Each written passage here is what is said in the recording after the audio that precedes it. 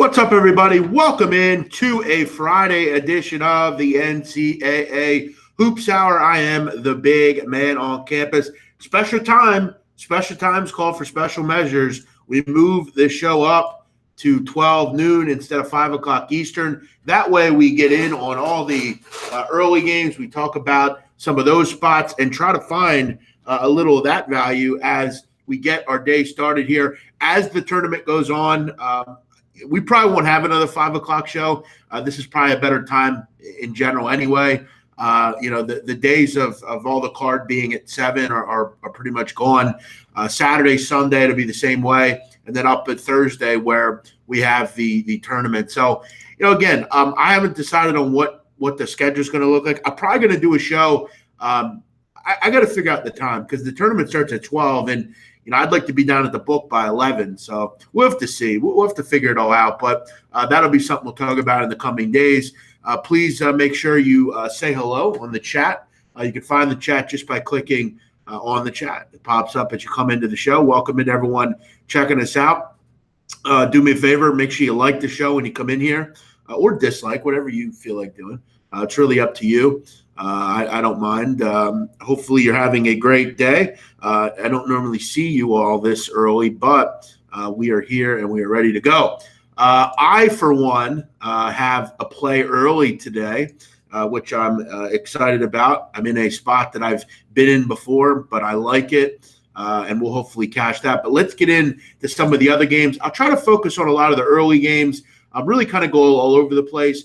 Not going to get to every game, but I'm going to try to get to as many here as I can. We'll start up at we'll skip the 12 o'clock games because they've already kind of gotten underway. The one I have an interest in is obviously VCU, right? I mean, this team has been a cash cow in the first half of the season.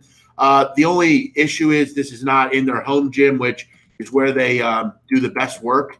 But this has been a great home team, really away team all season, really, in the first half. You look at away games, though, about 6.5 points a game they're up. You have to lay, I believe, 4.5 or 5 in the first half here. Rhode Island obviously playing with house money at this point. Great guard play, which could be interesting, especially early on. But VCU, early sleepy start, first game in the tournament. Should be able to get a win, though, in this one. Make sure, guys, you're retweeting the show. If you can do that, I gladly appreciate it. It's always a great way to grow the show. Mike Butler, same picks. Shadow, Jeff Hanna, Brian S., Lloyd Mass, Michael Soloritz, Brad, MC, Matt George, Adam, Daddy OF, all sorts of guys here. Thanks for joining us here. Thanks for joining the show. Also, guys, we have troll accounts in here lately. Look, we're not going to have troll accounts with other handicappers in here. Let's get into the show. How's Rhode Island going to score? That's a great question. I mean, Rhode Island is so dependent on their guard play. That's really what VC wants to do defensively. So that's really tough if you're Rhode Island here. What's up, Sandy, Dennis, D-Town? Thanks for watching. Let's get into it. Memphis, UCF. Before we get into it, I do want to tell everyone about my bookie. Guys, the time is now to bet on college hoops, golf, NBA, really whatever you want. You want to bet on American Alliance football, they have it. They'll have the Big 3 tournament in the summer. MLB futures are posted. Make sure you're checking out mybookie.ag. MyBookie, a book that you can depend on. You'll get great lines from. And if you ask anyone that has MyBookie, they'll probably tell you good things. I have MyBookie, and I enjoy the website. I really like it. It's a great way to consolidate, make sure you have one real solid book. You may want to make sure you have a lot of books. Make sure you get involved with MyBookie. They do have a $50,000 bracket contest you can join into. They have Bitcoin deposits and withdrawals, and you can get your money quick. Make sure you check out MyBookie. Use promo code BMOC. You get yourself a 50% deposit bonus. So if you put $100 on there to get started, they give you $50 free to wager on sports. Get your bankroll started a little bit with some free money. So make sure you check out MyBookie. Use promo code BMOC. Support the show now by doing that. Let's get into it. We will start with Memphis and UCF. UCF a team that many of you know I really like. UCF is laying where are we at here? Where the fuck is UCF? UCF laying 3.5. A lot of money coming in on UCF. People like the Knights. And, look, for interesting reasons here, you look at Memphis. Actually played pretty well in both games against UCF. You look at the first time they played, it was a Memphis blowout at home. Then they went on the road, lost that game by, I believe, 7 points. It was pretty close. Memphis was able to kind of do a lot of what they wanted to do. But this is a different UCF team. I think this UCF team is pretty focused right now. I know they had the loss the other night at Temple, but that was a tough spot. I mean, you had a lot of stuff going against you in that game if you're UCF. This UCF group, I believe, is the much better team. Memphis at home here. But we all know with Memphis, not a particularly good defensive team. But this Jeremiah Martin's playing terrific basketball right now. He's a guy that can keep them in the game. But you look at how Memphis defends, they're really not very good. I know I've seen them play this year. They play real quick, real fast. This is obviously a clash in styles, and clash in styles are always tough. UCF is just really turned it up defensively. But I have a concern because I think UCF is so dependent on – if Taco Fall doesn't play well, they don't play well. Taco Fall needs to be in the game. He needs to be a factor. And if he can be a factor, they will win a lot of games. The truth of the matter is, though, when he goes out of the game, it kills you because defensively he's literally stands there and makes people not come into the lane because they know they're going to get their fucking shot swatted. On offense, he cleans up around the rim. He rebounds. He's a good guy for in and out basketball. It's just a tough position to lose a player of that stature. And, you look at Memphis, 314th in the country in average height, 314. Look at UCF, 8th. Colin Smith and Taco Fall are big kids. They're tall. They're big. They need to stay in the game. When you bet on UCF, you're truly betting on will UCF have Taco Fall in the game or will they not have Taco Fall in the game. You also look at when you're looking at metrics and you're looking at stuff that matters. 2 foul participation. This is interesting. 2 foul participation is how often a team will leave a player in with 2 fouls. Johnny Dawkins doesn't do it. Johnny Dawkins is a guy that immediately, if Fall gets a foul early, he'll take him out for long periods of time. It really hamstrings you, and that's where when you have a player of this caliber, he's so effective when he's on the court, but when he's not on the court, you need to find other ways, and they need to find another way here in this one. It'll be tough, and the public loves UCF here. Memphis at home, you could see maybe a shock. I know Nebraska's been kind of a shocky team. I feel like Memphis can maybe do that. I think this is a close game. It's not a game I'll be wagering on, but it is really interesting. What else do we have here? Let's move on to we'll go by time here. Ohio State, Michigan State. Nick Ward back for Ohio State or for Michigan State. I'm sorry. You obviously know with Michigan State how good this team has been. You look at them as a favorite, though, guys. 21-7 against the spread this year is a favorite. They're covering games in that favorite game type. They're winning by almost 16 points a game. This team has been destroying teams that they should beat. That's a lot of coverage. They're really banging out teams in a favorite role. I wouldn't really want to step in front of Michigan State, especially getting Nick Ward back. I think they'll win the tournament here. They're really good. I think they're in the running for a 1 seed, maybe if they can run the table here in the Big Ten. We'll see. A lot of things have to go on, a lot of stuff going on. Obviously, guys, one thing I didn't want to do before the show, I always like to obviously send condolences. Look, we have no connection to politics here generally on the show or, the news. We try to keep this very sports related. I know we talked about the mob stuff yesterday, but really want to, send our condolences to all the people involved in that. We talk about this so much. It's so sad. This heinous mosque shooting, 49 people have died. It makes you want to cry. Just heinous people in this world that just you want to try to explain stuff like this, but how do you explain it? This is a pathetic terrorist attack on Muslim people. Look, I'm someone that feels unity for everyone. I love all religions and races and all people. This is you feel so bad for people. How do you explain this? Terrorism is not related to religion to me. It's not. It's some subhuman psychopath that targets people because of a certain belief or thought. It's very sad. We say prayer for those people. We say a prayer for the Muslim community who continue to be targeted, and we try to move on to more positive things. But very, very sad. I'm disgusted to see things like this, and you can never wrap your mind around just stuff. I'm very sad about it. Let's move on here to back to the games. We go to what do we got here? Florida LSU. LSU. I got to tell you, I'm blown away that Javonte Smart is playing. I'm very surprised by that. You look at all the other corruption-connected cases where a player supposedly was involved in a transaction of some kind, whether it's Brian Bowen, Sylvia DeSouza, DeAnthony Melton. Really, you can go up and down. Those players have never played again. I'm very surprised by this. This is kind of just a weird situation if you're LSU and how they are handling this.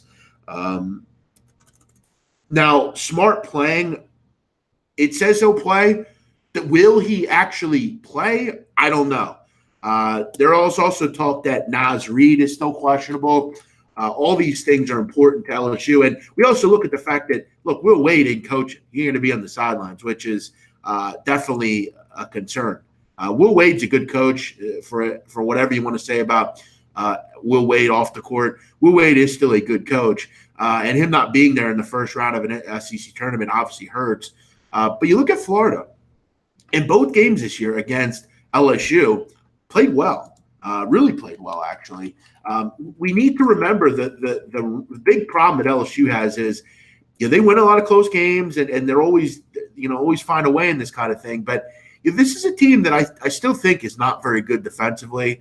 They're a team that is frankly poor in half-court defensive sets. I mean, they're one of the worst teams in the SEC in that metric. Decent, I guess, against the three. But you look at Florida. Opponents are scoring just under 64 points a game against this Florida team. We also talk about Florida's revenge factor here, which is obviously they were look, the way they played in the game late against LSU was not good enough. Mike White made some bad decisions. They made some bad decisions defensively. But this is a game where I feel like they have a real shot here. I think there's a lot of things going on in LSU that we really don't want to, wrap our heads around. But if Reed doesn't play or Reed is, not available a ton in this game, that's going to hurt because Reed was big in that second game and he was a good rebounder, did a lot for them. The line is just. I mean, the other game, the second game was a pick'em. This game is up to 4.5. I thought at 2.5 it was a good play. I mean, 4.5 seems like this is interesting because, guys, you look at the number in this game, right? It's up to it was up to 4.5. Now it's back down to 3.5. You have 64% of the tickets on LSU, 52% of the money though on Florida. This is fascinating. It really is. I think a lot of people are interested maybe in a winning proposition for LSU, but laying any ton of points, I think is it's going to be tough. Let's keep it moving here. Want to welcome in Jay Patel. Jay Patel is a moderator of ours, which we are happy with. Again, that's not Donnie. Donnie's not giving out anything. Those are, unfortunately, guys. I mean, I have to deal with at this point trolls. I try to just move past it and try to focus on myself. But they're just sad people in the world. I can't. There's not much I can do about it. I try to just be professional and try to move on. Nothing I can do about that, unfortunately.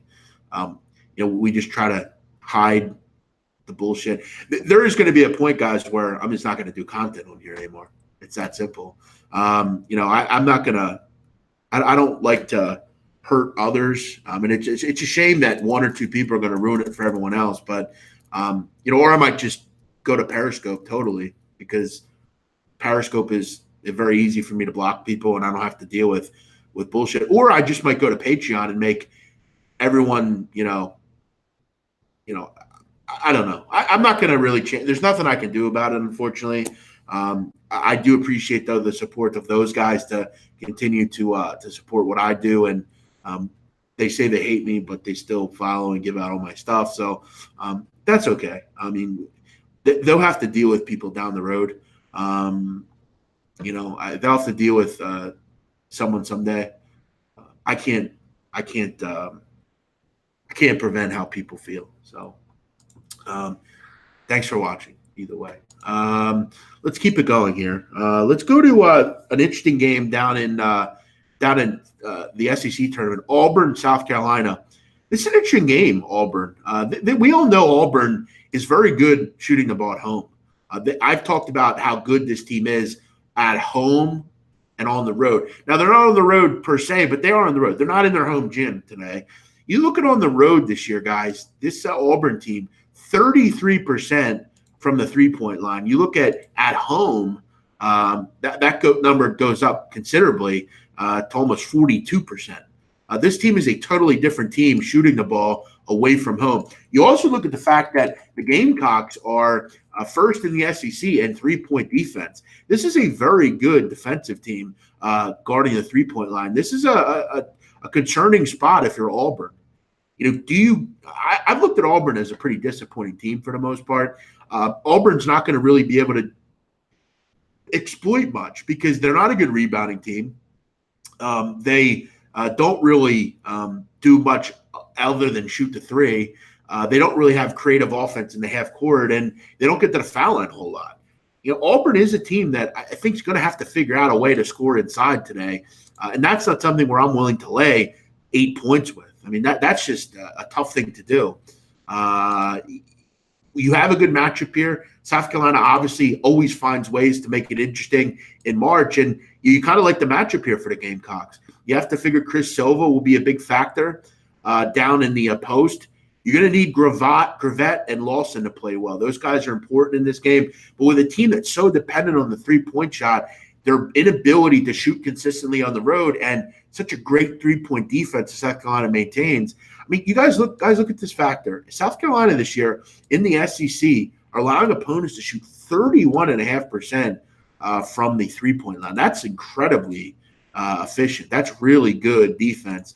So I'll look towards South Carolina in this game. VCU up early 10-8 on Rhode Island, and the Houston Cougars are up 18-14 early on UConn. Those are two games that are going on right now. Did I place a future on UCF to win the AAC? No, I didn't. I took Houston and Temple, which I gave out on Twitter. Do me a favor, guys. Please hit the retweet button on Twitter. Get the show out to people that maybe don't know we're on. Obviously, with the time change and having to kind of go through some different changes with making sure we get content out to people early. We did move the show around, but make sure you're supporting the show and retweeting it so people know that it is on. Let me do one other thing here. Perfect. Let's keep it moving. Wisconsin, they're rolling lately. They get a tough Nebraska team here that's playing some good basketball lately.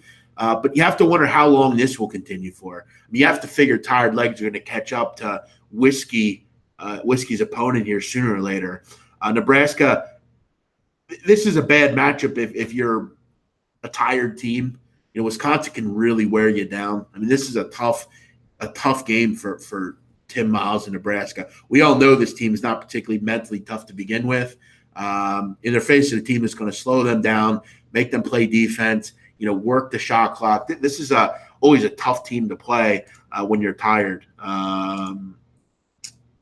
Do I believe totally in Nebraska? No, not really. And how about Norfolk? I'm not running the bet on Norfolk today.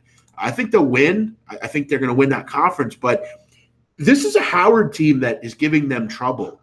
These teams don't like each other. There was a brawl between these teams about a month ago where the leading scorer, Nick Thomas, was suspended for Norfolk State. You look at Howard University. They then beat Norfolk about 8 days ago, 98-95. This is a game that both these teams really want. I mean, these teams aren't separated by very far. But you look at Norfolk. This game is being held in Norfolk. It's a quasi home game for the Spartans here. While they're the better team, I just feel like this game means more to these teams. It's a conference tournament game. This should be a great game at 6 o'clock. I'm looking forward to watching this game. This will be on Watch ESPN. Howard is a really good offensive team. Number one in offensive efficiency. Both these teams very good in the offensive set. You look at this total in this one. This is a total that I might have some interest in. Both these teams can move the ball, and both these teams can score. I think it's going to come down to who can stop who. Late in this game, you have a total at 154.5 or 155. Bit high for my liking in the MEAC, but this should be a good game. I almost want to take Howard. I think RJ Cole is good enough to keep them in this game. This game's always means more to both these teams. It should be a terrific game. MEAC tournament, very underrated.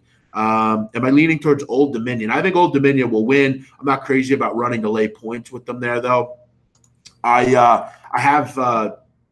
have an interest in Old Dominion in this tournament. I think they're good enough to win it. But they always seem to play in close games, Old Dominion. But I'm always confident that I can lay points with them and feel good with it. But I'm not. This isn't one of my favorite plays on the board. Not crazy about it. Minnesota against Purdue is interesting. Big win for Minnesota last night. They really didn't deserve that game. Penn State had played pretty well for 35 minutes in that game. Minnesota really seized control late. Were able to win the game in overtime. You're getting 10 points here in a game against Purdue, where if you look at this Minnesota team, they've actually played Purdue pretty well this year. Beat them once and then lost another game by 10 on Super Bowl Sunday. But if we look back to that game on Super Bowl Sunday, they were up at halftime, I believe, in that game. And they played pretty well. It was just one of those runs kind of late by Purdue to really put it out of a chance for Minnesota. But you look at Coffey in that game at 22 points. Jordan Murphy is always a concern down low. I don't love some of the matchups sometimes against Minnesota for a lot of these teams because Purdue's not a team that's overly physical. A guy like Matt Harms isn't going to out-physical anybody. This is a Purdue team right now that's, I think, playing with a little bit of confidence after yesterday's win. I think the legs will be there for them. They didn't play like 2 straight games, and they're getting, in a tough spot here. I think Purdue will indeed run with them a bit if they have to. I think Minnesota's worth a look here, getting double digits.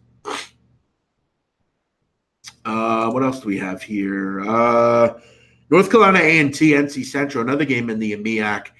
Both these games this year for North Carolina A&T were easy blowouts. They handled NC Central, but this game is a new lease on life for Moten's team. They've been beaten twice already by A&T. They were held down defensively, but you look at this game today, it's a pick'em. I'll take Lavelle Moten in a tournament game with double revenge. It's just enough for me. NC Central's – it wouldn't surprise me at all if they win this game. This number just kind of doesn't make a ton of sense. I feel like A&T should be a bit more of a favorite here. Central, they have the best coach. He'll get them prepared in this game. I think they take care of business here and win this game and move on to face Norfolk State in the final. I think it'll be a terrific game. I'll take Lavelle Moten any day in a pick'em in a conference tournament.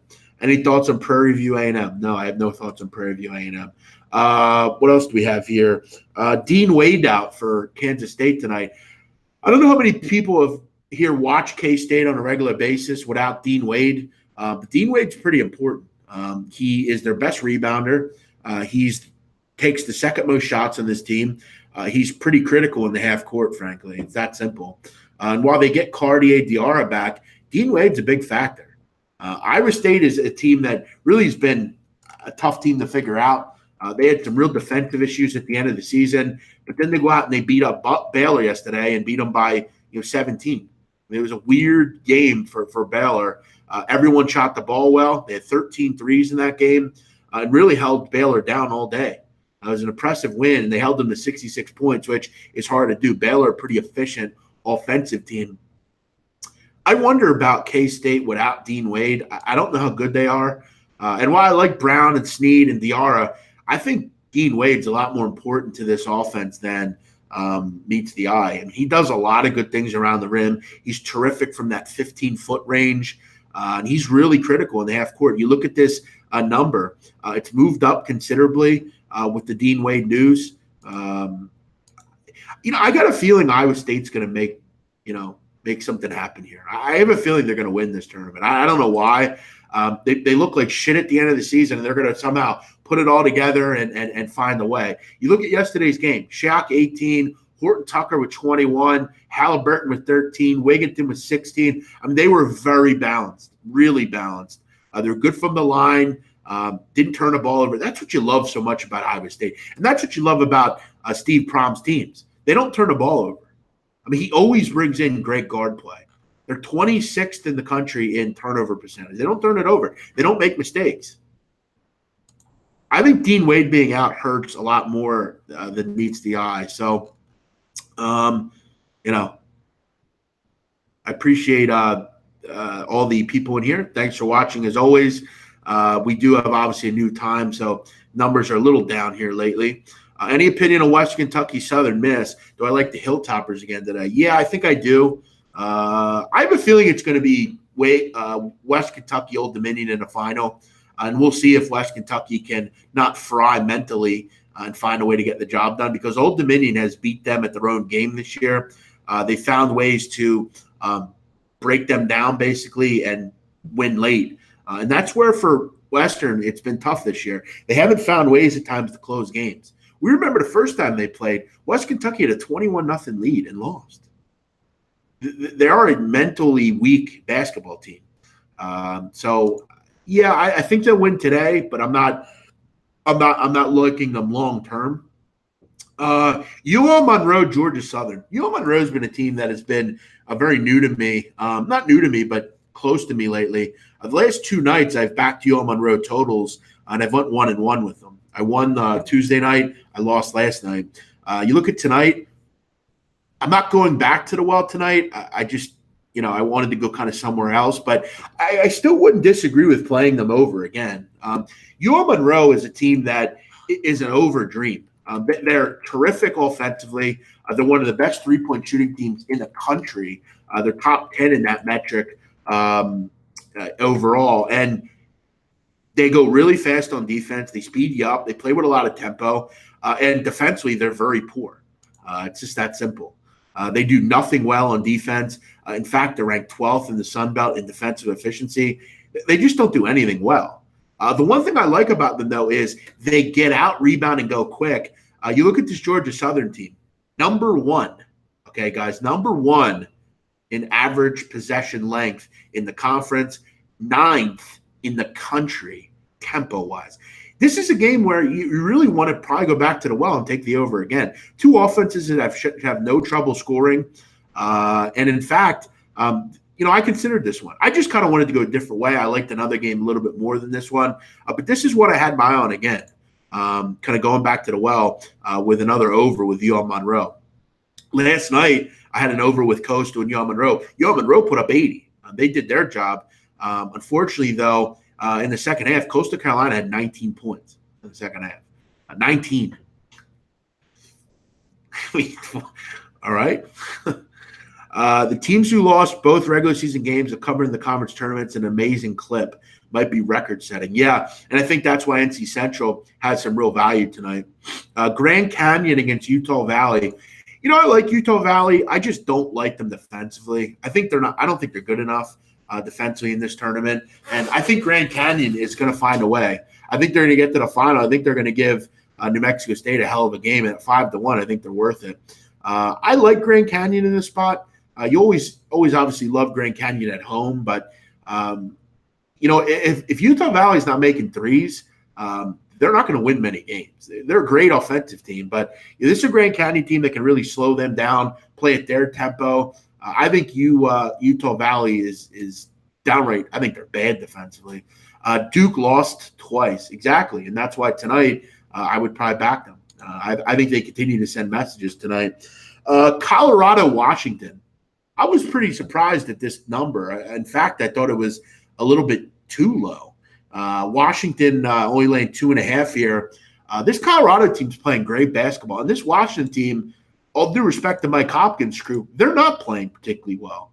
You look at up and down this schedule lately, Washington is struggling. They're winning, but they're not playing well. The Colorado's playing as good as anyone. They've won 5 in a row. The problem with Colorado, and I think the problem they're going to have in this game is to beat Washington, you have to get hot from 3. That's one of the ways USC stayed in the game yesterday. Boatwright, Jonah Matthews, all those guys were making shots. For Colorado, it's going to be a tall order because they don't make shots from the 3-point range. They're shooting 31% from 3 in conference, and they just don't match up particularly well with Washington. You look at both matchups this season, Colorado was able to or wasn't able to do much of anything. And while we just were talking about how great it is to back a team with 2 losses against their opponent, it's going to be tough. Colorado's going to have to find a way to make some shots from the outside. It's just that simple. And that's going to be a tough hill to climb because that's just not something they really do. What else do we have? Oregon, Arizona State. Oregon playing some good basketball right now. It wouldn't surprise me at all if they go and win this conference because, preseason, Oregon was, I think, a team a lot of people thought could go to the Final Four with Bol and with the defensive prowess that they have. Without Bol, it's not been great. But, listen, you throw away the regular season once the conference tournament starts. Regular season, you really, other than maybe the final 3 games, really doesn't mean a whole lot. It's a new lease on life. Look at Nebraska. They're a prime example of that. Oregon is another team that I think can be a team that can steal a bid. I really do. I think they're a team that right now is playing good basketball. I thought last night's win was impressive. The way they held down Utah. Utah's a good offense.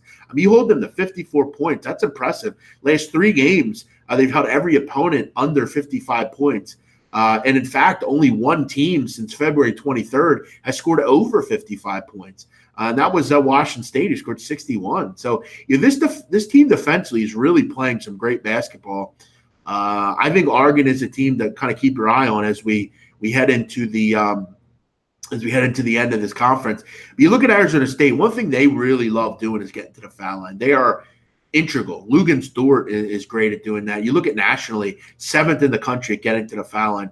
This is not an Oregon team that's particularly good without fouling. They don't really defend without fouling, and that could be a thing where Arizona State could really stay in this game and win because of it.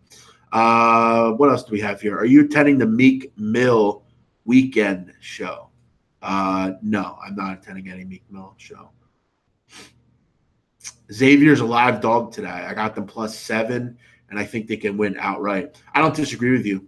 I think Villanova has some of their own problems. Xavier seems to always come to play in these kind of games, in this conference tournament. All these live dogs, whether it's, Seton Hall or whoever, or Georgetown. And I know Georgetown, last night that game. But, I like what Xavier's doing. They're really good in the front court, which Villanova is not. It's an interesting spot for sure. I don't disagree with you there, especially when you're getting 7. You just got to make sure Villanova doesn't get unconsciously hot from 3, which they can do. What else do we have here? Alabama, Kentucky, didn't have much in that game. St. Louis, Dayton. I think that's a low-scoring game. What else do we have? San Diego State, Nevada. That's a good one. I was talking with Jay Cryer, who's another handicapper in the college basketball landscape. He likes San Diego State to win this game. I definitely think it's a tall order. We know Nevada's playing with a lot of revenge. But, look, I've talked about it before. I'm not a big Nevada guy. Frankly, I'm not even a little Nevada guy. I don't like Nevada at all. This is a large thing to do, lay 10.5 points in a conference game. Last year, San Diego State absolutely destroyed them. San Diego State's playing great basketball right now. They are. Defensively, they're playing with a lot of tenacity. Offensively, they've picked it up a bit. Defensively, though, is where Nevada or San Diego State's making their money. They're going to have to be good tonight because this is a good team. We know Nevada can score. We know they're solid. I just don't know that long term. I don't think they can beat really good teams in the country. And to win a game in the conference by 10 plus points, that's playing well. Yeah, I'm not running to do that. Am I watching Mike Garcia, Earl Spence? Yeah, I like Earl Spence. Wouldn't surprise me if Michigan lose today. No, it wouldn't surprise me either. They're not playing particularly well. Any opinion on George Mason, St. Bonaventure? No, not really. Lean Bonaventure. Should be a good guard game, though. A lot of good guards in that game. A lot of good guards in that conference, frankly. I mean, that's not a conference with a lot of great bigs. 29-18 Houston up on UConn, and then 26-18 Rhode Island. So they're up 8 in the first half. So we'll keep abreast of what's going on there. But yeah, I mean, again, guys, we went over a lot of games here, a lot of opinions. I'd say if I had to play any of these, I would definitely have interest in UL Monroe over 157.5. I like the Washington Huskies. I'll be honest. I think they find a way, and I just think Colorado struggles too much from 3 to have any shot in that game. I also like NC Central against A&T. I think in a double revenge conference game, I'll take Lavelle Moten every time. Montana Weber. Yeah, I have no interest in Weber. Did West Virginia blow their load last night?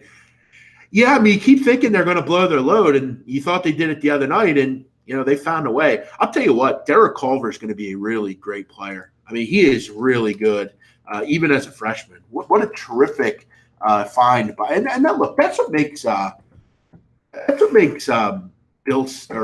Huggins so great. I mean, he's able to still bring in players of that caliber. I mean, Culver's a freshman, guys. I mean, he's terrific. Terrific player. Sagaba Kanate didn't end up playing last night. I heard he was eligible to play. We'll see if he can give them something. I don't know how much of a factor he'd be in these kind of games, though. Derek Culver didn't even have a good game last night, and they still won by 5. Emmett Matthews was fantastic. Lamont West, Haley, kind of the old guard. Listen, this is coaching right here. This is what makes great coaches, guys that get through, the rain and see the sun. And that's what we'll talk about with handicapping. That's what's so important about handicapping.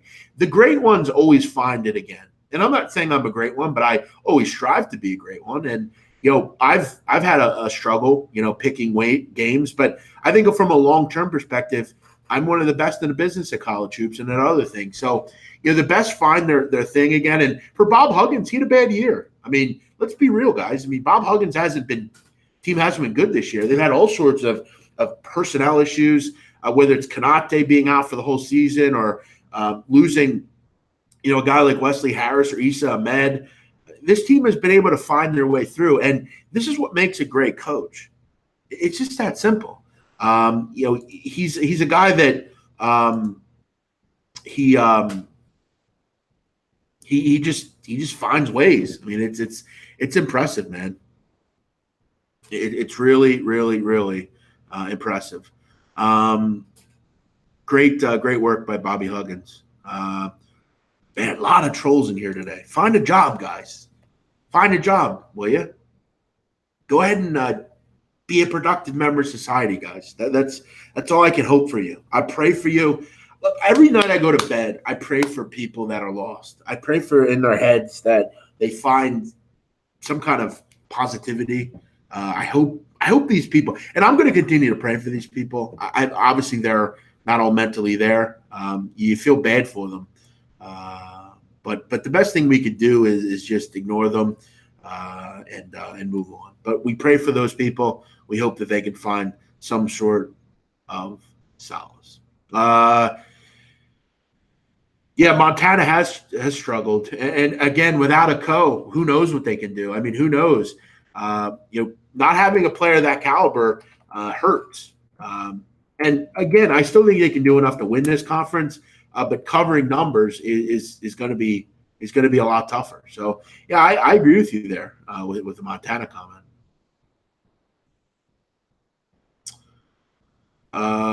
That's one of the reasons I didn't involve this team in a future play in some of the futures I gave out. But all right, guys, we're going to look to wrap it up here. Went through all sorts of games here and try to find a little bit of value here on the card. We'll make sure this show is out there all day so people can find it. Numbers have went down a little bit on the show here. Obviously, I think that's been a lot of the time change and stuff, unfortunately, and kind of not being able to do certain shows. But it looks like Marcus Evans is down right now for VCU, which you hate to see that. Doesn't seem good at all for Marcus Evans, VCU. That's always sad to see. He's been down, I think, for a minute or two now. Thanks for watching. Hail to the victors. Thanks for watching, Sean Childress, Barham Jenkins. Thanks for watching. One of my thoughts in Southeast Louisiana. I like them a little bit. I like them long term. I think they can win. I think they can win this conference, but they're gonna have to play well defensively. But I love Marleon Veal and Moses Greenwood, really good players. Before I go, news on the Mafia hit. Yeah, we were talking about it last night on Periscope. It's obviously going to be interesting to see what happens with leadership coming up. That's a really good way of figuring out what's going to go on and what went on with Frank Cali. The talk about Gene Gotti being involved and that stuff, I think it's nonsense. I think this has something to do with someone in the family not happy with Frank Cali for some reason, maybe not happy with the influx of Sicilians. If you know anything about the Gambinos, over the last 10 years or so, they've really become a Sicilian-run organization. Dominic Cephalou was the boss before Frank Cali. He's a Sicilian guy, has a lot of connections with the Sicilians. So does Frank Cali. So something's going to happen here. I don't know if it'll be imminent, but the Sicilians aren't going to just let this slide, whatever was involved here. But we'll figure it out. It'll be interesting to see what goes on down the road with Frankie Boy Cali. Thank you, Mike. Thank you, Brad. Thanks, Dennis. Dennis wants to know about Bowling Green. I don't really bet in the MAC much. Dennis, not a conference that I'm really into. Coming into the tournament, Bowling Green wasn't playing particularly well. I don't have much opinion on that group. Yeah, very interesting. We'll have to continue to watch to see what goes on. Everyone have a great day. Thanks for watching. Hope you all enjoy the basketball going on today. Make sure you bet responsibly and do your thing the right way. I'm the Big Man on Campus. I'll be on live tomorrow, 10 o'clock a.m. Make sure you join me for that. Have a great day. Bye-bye.